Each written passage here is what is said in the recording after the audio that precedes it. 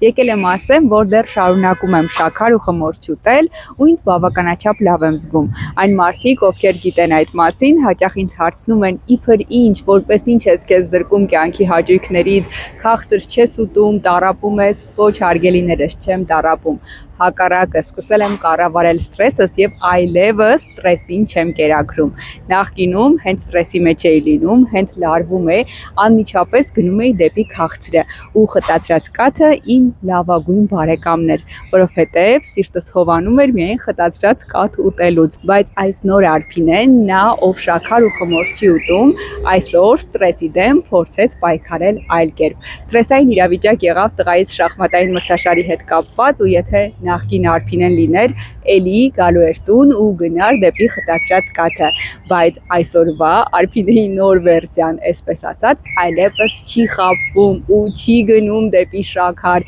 չի լրացնում իր օրգանիզմը խմորի միջոցով, այլ պարզապես սպիտակուցներով հարուստ սնունդ է ընդունում, դրանից հետո մի քիչ սպասում է, վայելում է իր դարչինով եւ հիլով համեմված համեղ սուրճը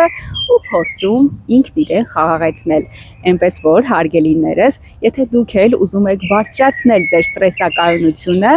այլ ոչ թե կերակրել ձեր սթրեսը, կարող եք քչացնել շաքարը աստիճանաբար ու հետո հրաժարվել նրանից։ Եթե այս թեման ձեզ հետաքրքիր է ու նաև հետաքրքիր է, թե ինչպես կարելի է ապրել ու լավ ապրել առանց շաքար եւ խմոր ուտելու, ապա գրեք մեկնաբանության հատվածում եւ ես սիրով կշարունակեմ կիսվել իմ փորձառությամբ։